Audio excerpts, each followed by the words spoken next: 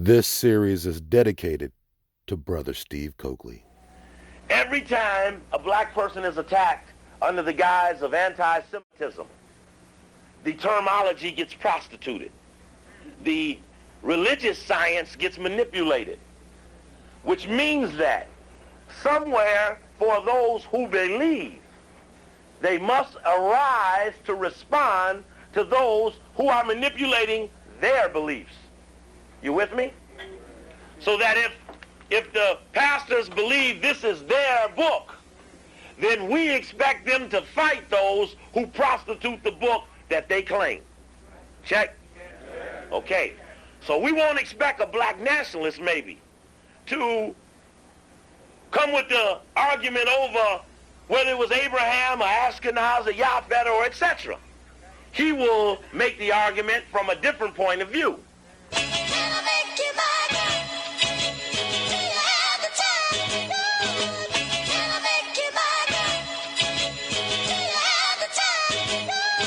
And start concocting the images the damn self. All of the images about you were sowing the seeds of inferiority, establishing you as less than something for which they were claiming.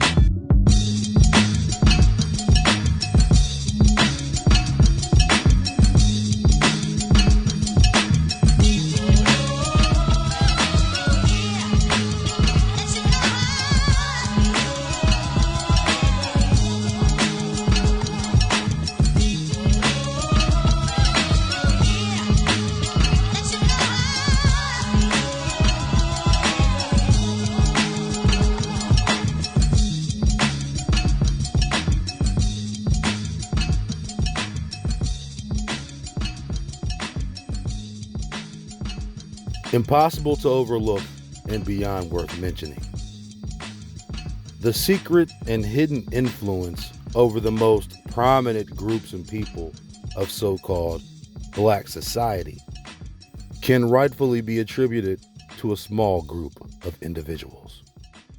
Whether it be within the degrees of Freemasonry, academia, or entertainment, these people always seem to have a hidden hand behind the curtain. Not worth mentioning is the supposed nationality of this specific group of people, who are only said to consist of just around 2% of the national population. However, their influence over the so-called African American voice far supersedes this tiny percentage. Mentioning this justifiable fact could easily get an unjustified label slapped on anyone who finds this fact worth mentioning. As mentioned in previous episodes, Zionists played a key role in the founding and operation of the NAACP. Joel Spingarn, a wealthy Jewishman born on third base, was the organization's first chairman. His brother, Arthur Spingarn, was president of the NAACP for over 20 years. Henry Moskowitz, co-founder of the NAACP, was a Romanian Jew. William E. Walling, the son of wealthy slave owners, married Anna Strunsky, a Russian Jew, and both were avowed socialists. Another fact not worth mentioning, communism and Zionism work hand in hand, for it was the conditions in Russia created by the Bolshevik communists that ultimately paved the road for the creation of the Zionist state in Palestine. The leaders of Bolshevism, Vladimir Lenin, Leon Trotsky, and Joseph Stalin, were all Russian Jews, who changed their surnames to Slavic titles to further conceal their identity. As was the case with many immigrants of the late 19th and early 20th century, many were communist Jews with secret ties to Russia. These distinctly Marxist Europeans found their prize pony in the black cause when they decided to hitch it to their communist bandwagon under the veil of equality. At its foundation, these groups were attempting to push a welfare philosophy to the black community through the perpetuation of communist and socialist ideals, in which government reliance would bridge the gap between Jim Crow wealth, and equality by essentially replacing personal responsibility with government responsibility, increasing government intervention in everyone's life, and eliminating the idea of personal wealth. Which honestly seems like a crazy idea, especially considering who's behind it. Needless to say, the NAACP not only had Zionist origins, it also had Marxist origins. So one shouldn't be surprised how comfortable W.E.B. Du Bois was amongst European communists, because he was one himself. Especially following his Hegelian initiation in Germany at the University of Berlin, W.E.B.T. Du Bois was the perfect face for their newly rebranded National Negro Committee, which now had its very own Negro and new name, the National Association for the Advancement of Colored People. This particular group of Marxist whites were specifically looking for black talent in the flavor of secular radicalism rather than faith-based conservatism, which meant they preferred the ideology of Willie to that of Booker T. Washington.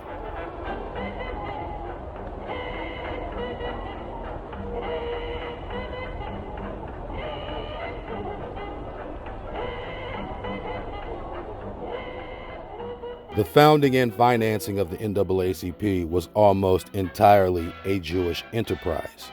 Although W.E.B. Du Bois is mentioned on the list of founders, he was nothing more than a token black face for the organization, with no authority over any decisions, holding the official title of Director of Publicity and Research. Even his writings in the crisis required a Jewish overseer. As was the case with most social organizations, the true authority rested within the board of directors, and the same would be the case for the NAACP. Jacob Bilikoff, an acclaimed Russian Jew noted for his contribution to Jewish charitable groups, became one of the NAACP's most famed board members. Due to his young age, Bilikoff was considered an up-and-coming contender on the yarmulke charts. Stephen Wise, a Hungarian Jew and rabbi, was also appointed to the board by its members.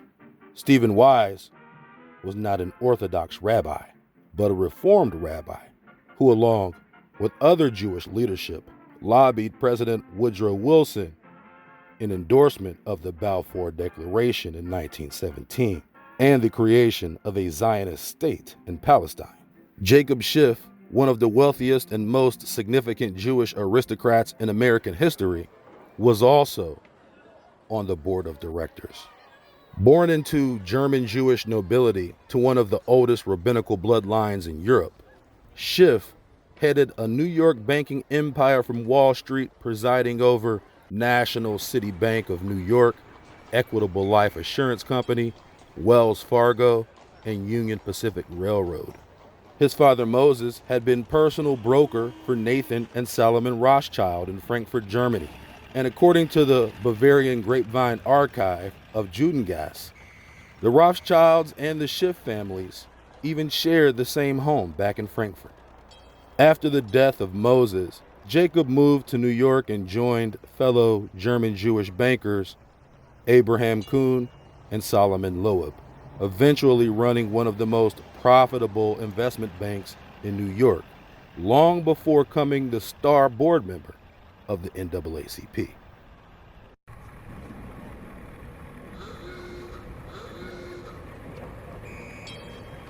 Du Bois' greatest rival, Marcus Garvey, outright blamed his incarceration on a Jewish conspiracy, accusing Zionist judge Julian Mack, who was the president of the First American Jewish Conference, and prosecutor Maxwell Maddock with a miscarriage of justice. Quote, Garvey was furious with the verdict, shouting abuse in the courtroom, calling both the judge and the district attorney dirty damn Jews. Imprisoned in the Tombs jail while awaiting sentencing, he continued to blame a Jewish cabal for the verdict. In contrast, prior to this, he had never expressed, quote, anti-Semitic sentiment and was supportive of Zionism. Garvey stated, "When they wanted to get me, they had a Jewish judge try me and a Jewish prosecutor. I would have been freed, but 2 Jews on the jury held out against me 10 hours and succeeded in convicting me, whereupon the Jewish judge gave me the maximum penalty." End quote. As far as Du Bois and his relationship with the Zionist board of directors for the NAACP, let's just say things took a turn for the worst.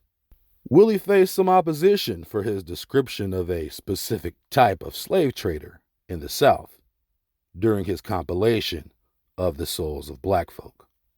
Several times, Du Bois was instructed by his bosses to change the word Jew to immigrant, to which he refused, and he was quickly cut from the team for biting the hidden hand and forced to resign. Walter White, who also passed for the latter, was president of the NAACP at the time of Willie's departure. Willie, who taught 2 of Walter White's older siblings at Atlanta University, now Clark University, was 25 years his senior. Walter White, supposedly of some Negro ancestry, was the bastard grandson of President William Henry Harrison. According to Walter White's oral family history, Harrison decided to give away his bastard slave children to his brother, as it wasn't politically advantageous for a man running for president. While Du Bois was in the NAACP, he joined the Socialist Party of America, but soon withdrew his membership after lobbying for presidential candidate Woodrow Wilson in his 1912 campaign. At this time, Du Bois wasn't officially endorsing communism, but he had been exposed to Marxist philosophy while studying in Germany, but hadn't yet adopted it as his personal philosophy. Instead, he was seen as a socialist or social radical in comparison to his counterpart, Booker T. Washington. In 1931, 9 black teenagers were falsely accused of raping 2 white women in Alabama and were set to go to trial. According to David Levering Lewis, Du Bois and the NAACP thought it would be unadvantageous to support a cause for the defense of the Scottsboro Boys.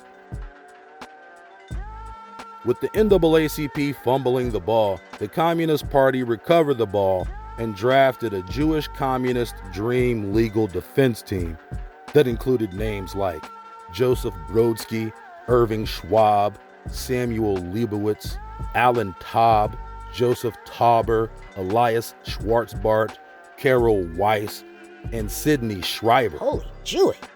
Along with other Russo-Prussian surnames of a certain origin. The Scottsboro Boys were eventually convicted of rape and sentenced to as much as 99 years of prison.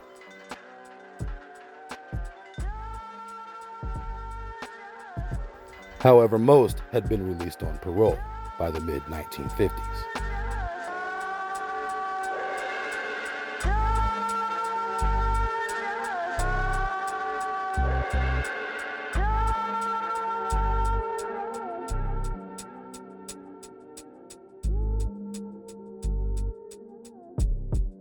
As for the communist influence among indigenous Americans, there was a philosophical split emerging from the left, wherein the NAACP beforehand exemplified the impression of radicalism through their Talented Tenth ideology, which had no influence among working-class Negroes. The Communist Party was looking to fill that void.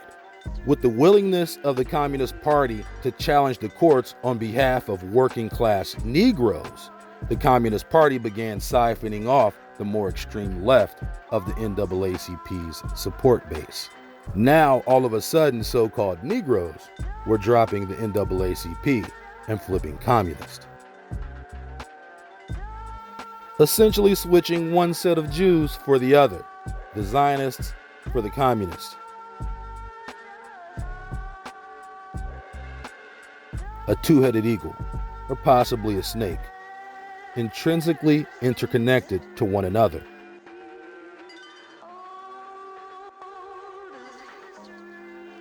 As stated earlier, communism created the conditions in Russia for Zionism and the creation of the 1948 nation of Palestinian occupation.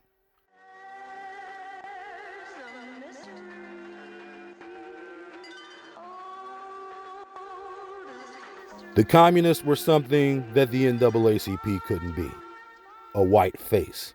No matter how many white faces were behind NAACP decisions, they still had to remain black to the public. The communists had successfully pitted the NAACP against its own interests in its own corner of American philosophy. As stated by David Levering Lewis, the communist leadership used this opportunity to accuse Du Bois of being a class enemy, and furthermore claimed the NAACP leadership was an isolated elite, disconnected from the blacks they ostensibly fought for. The communists, for their part, were already taking giant steps to garner community support when, as early as 1932, they accelerated James W. Ford as a vice presidential candidate for the Communist Party USA ticket. Ford had previously been a member of the Negro Labor Congress, a communist organization which targeted Southern blacks moving north during the Great Migration for membership, espousing representation in voter rights and labor conditions primarily. The Negro Labor Congress was founded by Lovett Whiteman, one of, if not the most notorious black communist of the early 20th century.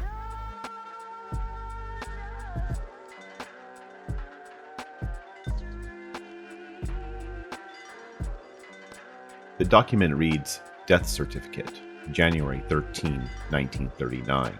Lovett Fort Whiteman, American, convicted by Special Board of the NKVD of the USSR for anti-Soviet agitation and sentenced to 5 years. Time and place of death, January 13, 1939, at 1 a.m., en route from the infirmary to the hospital. Cause of death, weakening of cardiac activity. Autopsy did not indicate violent death. Lovett Fort Whiteman is the only known African-American victim of Stalin's Great Terror. He was convicted of counter-revolutionary activity in July 1938 and sentenced to 5 years in Sevotslag in Colima. How did a native of Dallas, Texas, and son of a former North Carolina slave wind up a victim of Stalinist violence in Soviet Russia?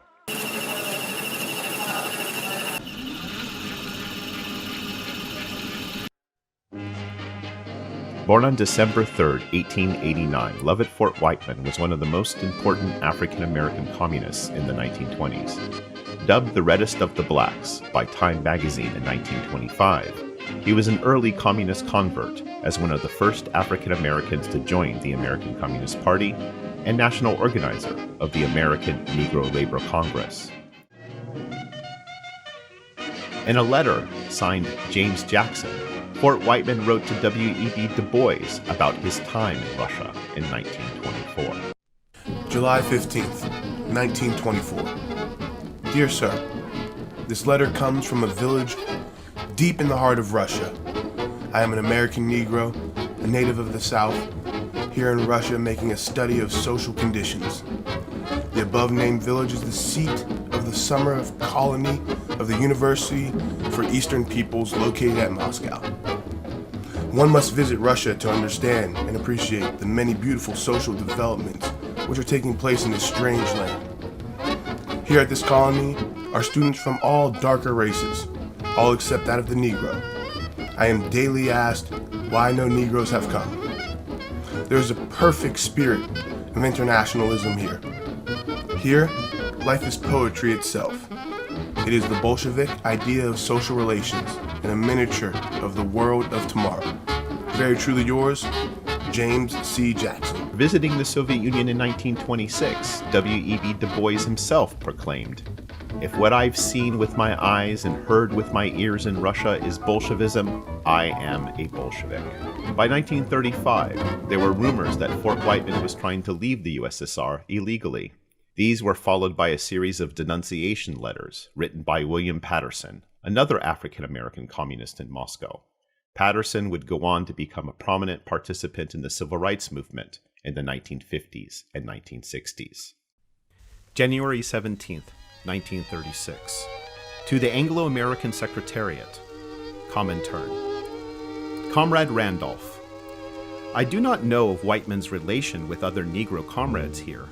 I am, however, of the opinion that something should be done to remove him from the center here, because as soon as new Negro elements come, they are immediately contacted by him, and he endeavors to place them under his influence. Comradely yours, William Patterson. On April 30th, Levitt Fort Whiteman spoke at the Foreign Workers Club. He was supposed to make a review of the recent book of Langston Hughes, The Ways of White Folks. Under cover of reviewing this book, he made a very open attack upon the Comintern position on the Negro question. He has for some years now carried on a persistent agitation among Negroes, who are here as workers and otherwise against the Comintern line. In my opinion, he should be sent to work somewhere where contact with the Negro comrades is impossible. William Patterson. According to Robert Robertson, about 3 weeks after his lecture on Hughes's The Ways of White Folks, Fort Whiteman was summoned to the NKVD, convicted as a counter-revolutionary, and exiled to Kazakhstan. No one ever heard from Fort Whiteman again. Robertson did get some news about Whiteman years later from a man who was in Sevastopol with Whiteman. In 1900, I heard news of Whiteman's fate. A Russian who had been banished to the same town as Whiteman told a friend of mine that Whiteman was assigned to his group of laborers and was severely beaten many times when he failed to meet the norm. He died of starvation or malnutrition, a broken man whose teeth had been knocked out.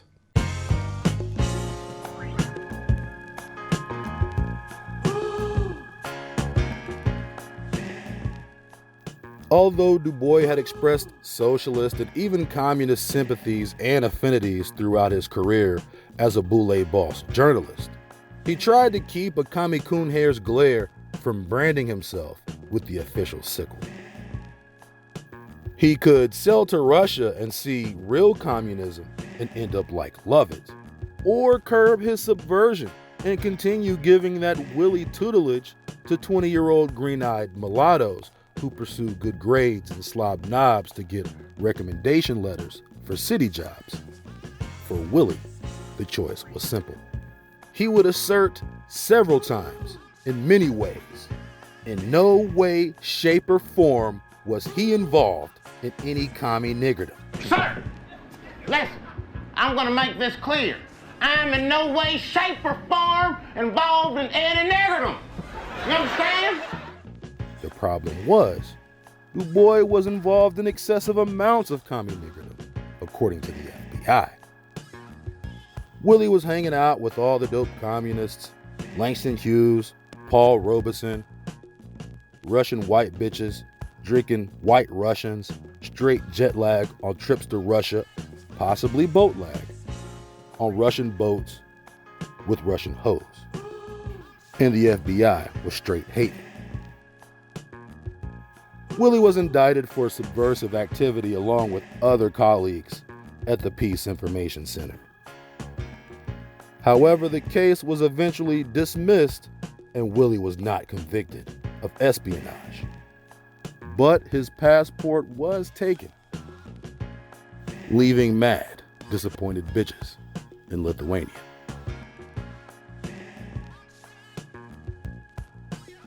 Damn, it looked like Paul got all the Russian hoes. Leave some for Willie, Paul. Leave some for Willie.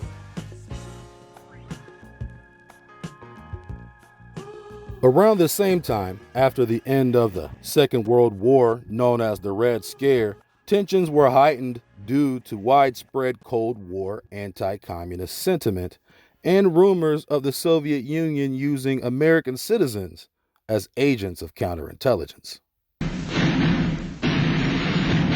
This is Movie Time.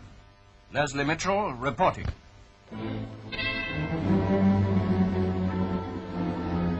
After a 9-month trial, 11 leading United States communists have been found guilty of teaching and advocating the overthrow of the government. The marathon session was presided over by Judge Medina, who must be relieved that his monotonous job has at last come to an end. The 5 defense attorneys are also to go to jail for behavior and tactics amounting to contempt of court. The jury, who at least have had 9 months' work out of it, reached their decision in 7 hours, headed by Mrs. Thelma Dyer. And the prisoners, led by Eugene Dennis, secretary of the American Communist Party, leave the courtroom handcuffed in pairs. They won't be at liberty to do any damage for quite a time to come. America has a way of dealing with those of her nationals who give their allegiance to a foreign power.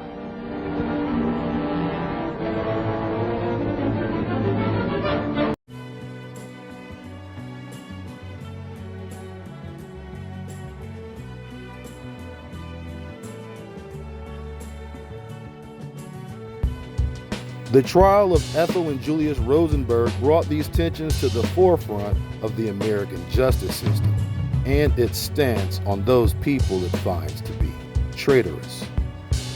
The list of conspirators within the Rosenberg spy ring include Julius and Ethel Rosenberg, Julius being from a family of Jewish Russian immigrants, born in New York City, where he met Ethel Greenglass, a Jewish girl from Manhattan, and they got married in 1939.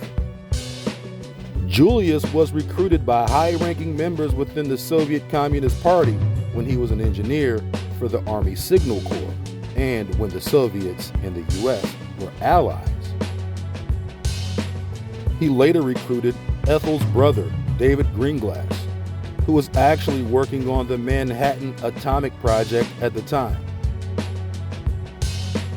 As well, others included Harry Gold, a Swiss-born American chemist, Klaus Fuchs, a German physicist, Morton Sobel, an American engineer, and Theodore Hall, an American physicist.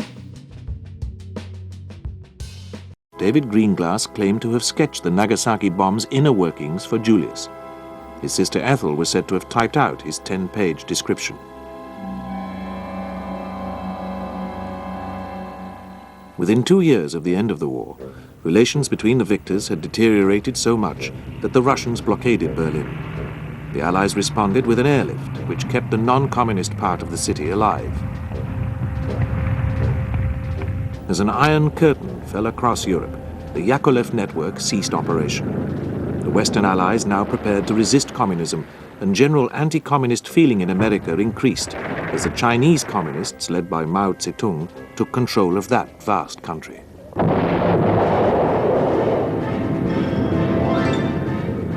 Then, on the 23rd of September 1949, the Russians detonated their first atom bomb.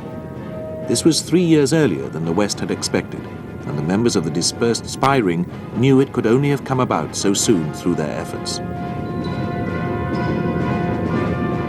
Once again, American troops poured across the ocean, and the anti-communist feelings of the American people deepened as they saw their troops dying again. In the midst of this new mood, Julius Rosenberg was arrested on the 17th of July and Ethel on the 10th of August.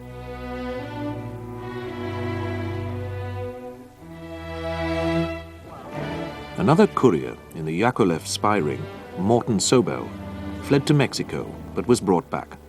All three stood trial for conspiracy to commit espionage.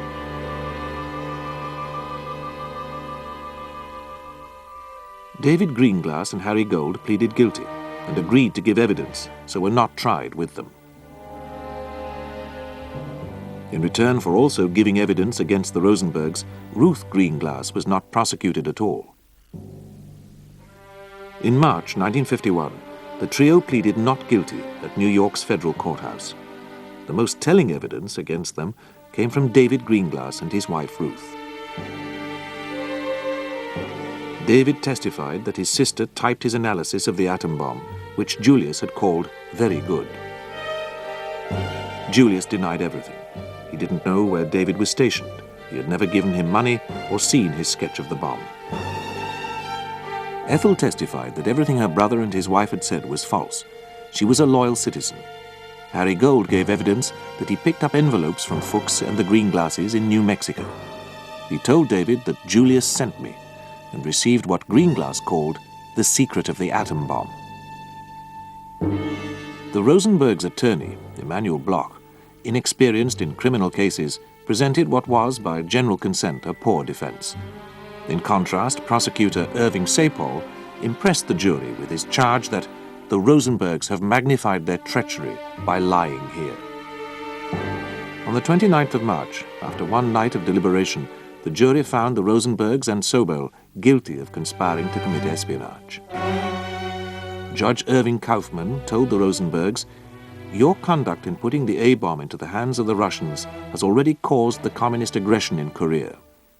He sentenced them both to death in the electric chair and went on, somewhat wildly, "I believe your conduct has already caused 50,000 casualties in Korea, and who knows but that millions more innocent people may pay the price of your treason." At Sing Sing prison, all the preparations had been made for the execution. It had been brought forward from the usual hour of 11 o'clock to 8 p.m., so as to avoid the Jewish Sabbath. A rabbi arrived to give final words of comfort and prayer. State troopers barricaded all entrances. The offer of a reprieve for a confession still applied, and a telephone line was kept open for any news that the couple had accepted the deal. A prison matron revealed that Ethel refused to believe she was going to die and still insisted her innocence. Because of the change in time, there was to be no last meal of their choice. The 5 permitted witnesses arrived. They were the U.S. Marshal and his deputy and 3 journalists, one from each of the main wire services. 35 other newspapermen awaited their reports in another room. In New York's Union Square, the crowds gathered in one last mass protest. For many, the question now was not whether the couple were guilty, but whether they deserved to die after a trial conducted in such an hysterical atmosphere.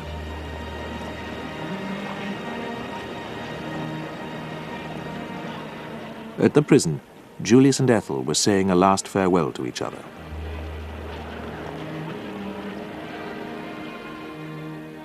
As the clock overlooking the square moved past the hour of execution, several women in the crowd fainted, and both men and women were not ashamed to weep.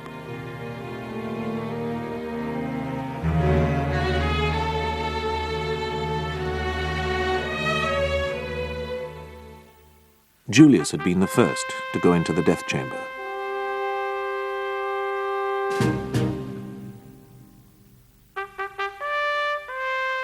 He had to be helped to the chair, but died swiftly once the switch was pulled. But when Ethel's turn came, it took 4 long shocks before the doctor pronounced her dead.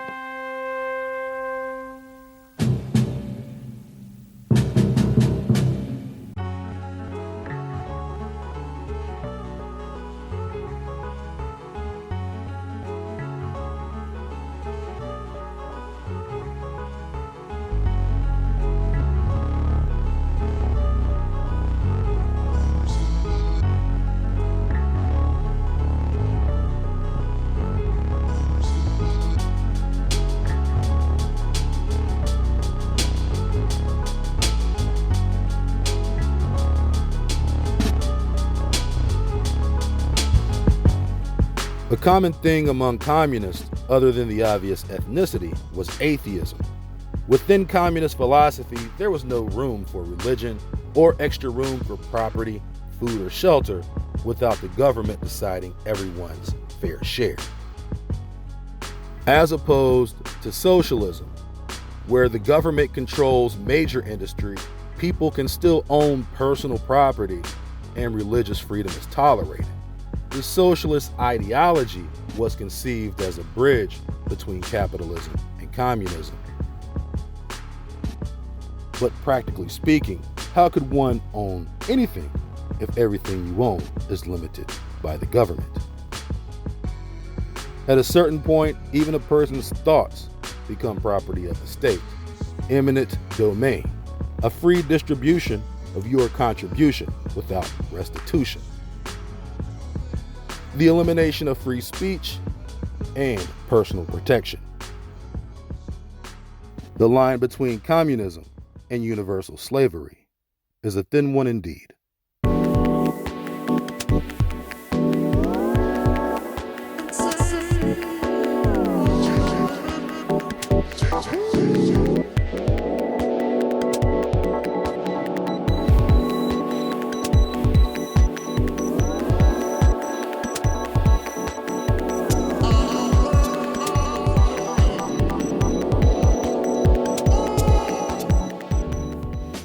Over the past century, a certain group of people have gone to excessive lengths to deny their involvement in the slave trade. According to several scholars, these select people have minimal involvement in slavery or the slave trade in general, and any suggestion otherwise should be considered hate speech.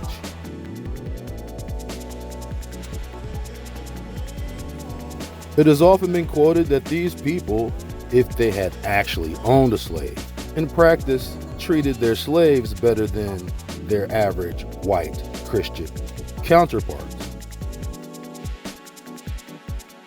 Moreover, several organizations have funded research specifically designed to justify this position, that if any Sephardim or Ashkenazim had participated in the institution of slavery, it was par for the colonial course. In the chapter, Judaism in the Antebellum South, Jason Silverman writes, quote, "For those Jews who did own slaves, the records demonstrate that they were not significantly different from other slave masters in their treatment of their bondsmen. Southern Jews were just as likely or unlikely to manumit their slaves, and if their last wills and testaments were indicative, Jews occasionally regarded their slaves as chattel to be retained if possible, or to be sold if the situation warranted. Incidents of cruel, sadistic, or violent Jewish slave owners are rare, in part because such episodes generally occurred in the rural South, where few Jews resided. A few Jews even became prominent slave-owning planters in the South. Judah P. Benjamin, master of the New Orleans plantation Belle Chase and its 140 slaves, was virtually an icon of the Southern gentleman and plantation owner. Major Raphael J. Moses owned a plantation with approximately 50 slaves near Columbus, Georgia. South Carolinians Nathan Nathans, Isaiah Moses, Mordecai Cohen, Isaac Lyons, Barrett Cohen, and Chapman Levy all maintained sizable slave holdings, and various members of the Mordecai family owned Virginia and North Carolina plantations. Yet it must be remembered that as successful as these Jewish Southerners were by Southern standards, they represented a very tiny percentage of the 20,000 Jews residing in the antebellum South who could or would ever aspire to own a slave.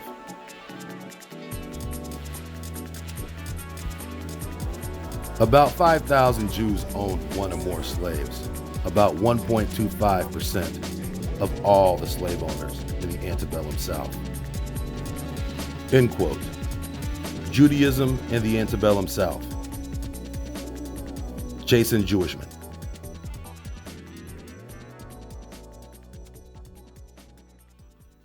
In this passage, Silverman concedes some level of participation by Jews within the slave trade, but injects a telling caveat into the nature of his purpose, while relating that a tiny percentage of Jews in the South owned a slave. He then goes on to say that only around 1.25% of all slave owners in the South were Jews. In the meantime, glazing over his presented statistic asserting that a quarter of Southern Jewry were slave owners. He uses the amount of total slave owners in the South to deflect from his statistical switcheroo, During this time in the antebellum South, Jews were less than 1% of the entire population. By some estimates, including Silverman's, 20,000 in the ambiguous South, which from 1815 to 1860 had an estimated population of over 4 million people, making this group a tiny percentage of the overall population to boot, around 0.5%. Yet, we're still 1.25% of slave owners in the South. Instead of using the more transparent statistic of 25% of Southern Jews owned slaves, he states only 1.25% of Southern slave owners were Jews, a blatant statistical conflation arranged in course to undersell the prior information. Quote from Wikipedia, the free encyclopedia. Professor David Breon Davis. That can't be right. David Davis? Okay, all right. Quote, Professor David Breon Davis, Yale University, in Slavery and Human Progress, in reference to slavery in Brazil. Quote, Jews had no major or continuing impact on New World slavery, end quote.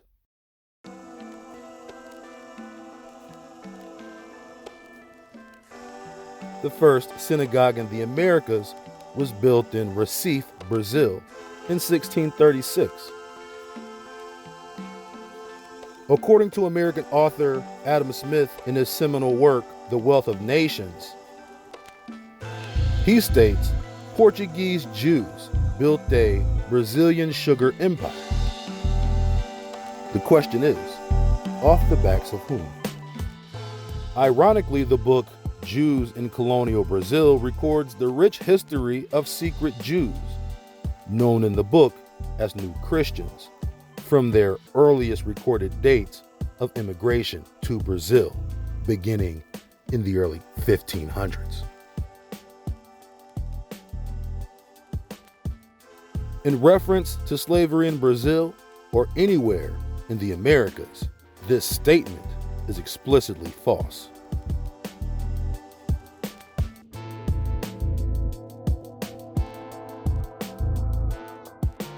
Another interesting quote happens to be on page 27 of this book, Jews in Colonial Brazil by Arnold Wisnitzer. Quote, several references to Jews occur in the Dialogos. Brandonio is of the opinion that the Brazilian Indians were descendants of Israelites. He believes that during a 3-year absence with the fleet of King Hiram, some of the ships of the Tarshish fleet of King Solomon, driven by storms, accidentally landed on the coast of Brazil, and that the crew of those vessels remained there while the rest of the fleet returned from Ophir to Israel, carrying a cargo of gold, silver, ivory, monkeys, and parrots. The port of Ophir, according to Brandonio, was located in Tharsis, possibly Tarshish, on the western coast of Africa, near the city of São Jorge. Brandonio holds that the crew members who remained in Brazil were the ancestors of the Brazilian Indians. Alviano responds that barbarians like the Brazilian Indians could not be descendants of Israelites. If they were, he argues, they would have inherited some of the Israelites' cultural traditions. Brandonio reports that the loss of such traditions could be ascribed to the long period of time that had elapsed since the old Israelites' arrival in Brazil. In a remote land without scriptures, they had lost memory of the culture of their ancestors and had become barbarians. Moreover, he argued, the Brazilian Indians used many Hebrew concepts and allusions. For example, they practiced the custom of accepting their nieces as their true wives. They had knowledge of the stars, although they called them by other names. He adduced other evidence to prove that the Brazilian Indians were descendants of the Israelites, who were first to navigate the surrounding seas. End quote. From Jews in colonial Brazil. And of course, this legend would correspond exactly to the Parihaba stone found in Brazil at that exact location, with the inscription that traces to the architect of Solomon's temple and the most revered figure in Freemasonry, King Hiram.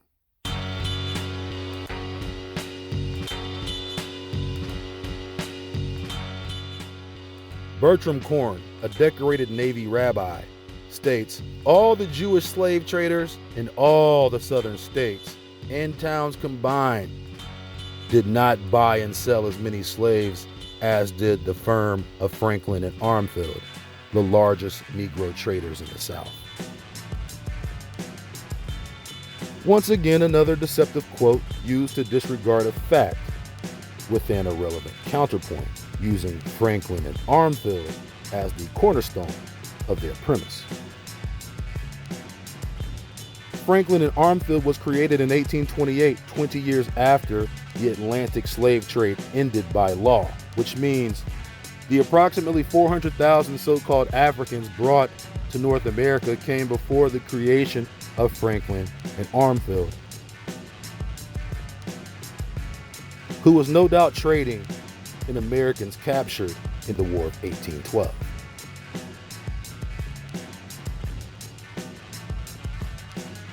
Franklin and Armfield played the predominant role in the intra-American slave trade, uprooting people and families from tobacco plantations in Virginia and displacing them on cotton plantations in the Deep South.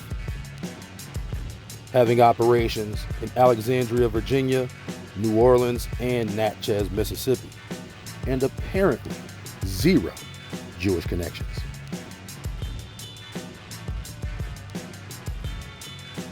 Jewish scholar Seymour Drescher states, Jews rarely established new slave trade routes because they had all the old ones, they're really, really good ones. Never mind. But rather worked in conjunction with a Christian partner. I see no deflection here, nor any pattern of deflection throughout the material. And any recognition of such deflection is 5 to 18 years of penal subjection, especially in Brazil. But I digress. Nonetheless, these select historians often include mentions of Christians participating in the same practice, not as a deflectionary tactic, but an honest presentation of unbiased information. Completely omitting the fact that the so-called Christians being indicted in many of these studies are in reality secret Jews masquerading as Christians. Take James the Wolf, for example. He and his family are responsible for the deportation of over 11,000 captives. Literally, 2.75% of the entire transatlantic North American slave trade was funded through his enterprise. But to simply ask if he was Jewish means to blur the semantical line between truth and fiction, again conflating supposed ethnicity with religion, creating a loophole for dishonest historians to mitigate evidence into auspicious byproducts of hypothetical scholarship. You're not free. You're not free. You're not free. You're not free. You're not free. You're not free. You're not free. You're not free. The story of slavery in America is not as black and white as we were taught to believe. Along with the blurred lines between race, the reclassification of captured indigenous Americans into so-called African slaves only further complicated the blurred line between races. It should be stated as fact that every so-called black person wasn't a slave, nor was every so-called white person a slave owner. There were even so-called white slaves or indentured servants. Indeed, as late as 1860, there were as many as 3,000 so-called black slave owners in America. The majority of African slaves brought to North America happened between 1750 and 1808. After the War of 1812, the black population in the South jumped to 4 million, a figure indicative of a large number of post-war captives already held in bondage. Prior to the year 1800, it would be a complete fallacy to assert that Dutch, Germans, Huguenots, Moors, and Marranos, otherwise known as crypto-Jews, didn't play a significant role in the enterprise of the slave trade or slave labor, along with the more clearly defined sects of Ashkenazim and Sephardim. As documented in the earliest voyages, Sephardic Jews were the first Europeans in America, even before the influx of Christians. Most of those who left Europe were fleeing Inquisition in 1491, so it should be no surprise that some of the oldest colonial cities in America were first settled by Sephardic Jews. And it also shouldn't come as a surprise that these cities were built upon the back of an entire slave economy, many of them being operated from the Caribbean, and thus not included in studies targeting American slave owners. However, American cities like Newport, Rhode Island, New Orleans, Savannah, Georgia, and Charleston, South Carolina were dominant slave merchant ports in North America. They were also the cities with the most significant Jewish populations as well. This point is only a matter of sheer coincidence, and it would be anti-Semitic to suggest otherwise. To say that the majority of Jews participated in the slave trade is false. It would be more accurate to say that a disproportionate amount of Jews participated in the slave trade, as in comparison to the average citizen. Be all this as it may, these people were not disproportionate in their support for the abolition of slavery, which was a far more disproportionately Christian implementation.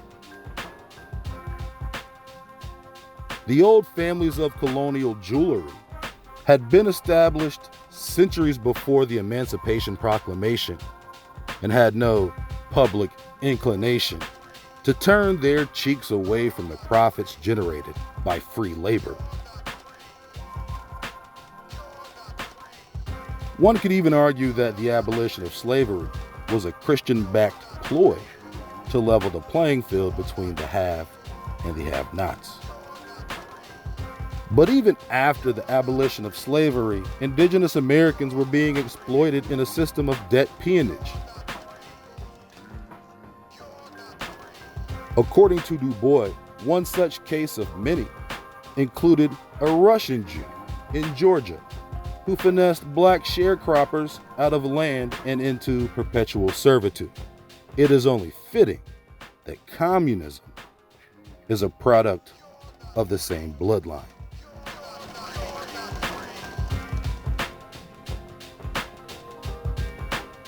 What we haven't mentioned are the Freemasons and their role in the institution of slavery.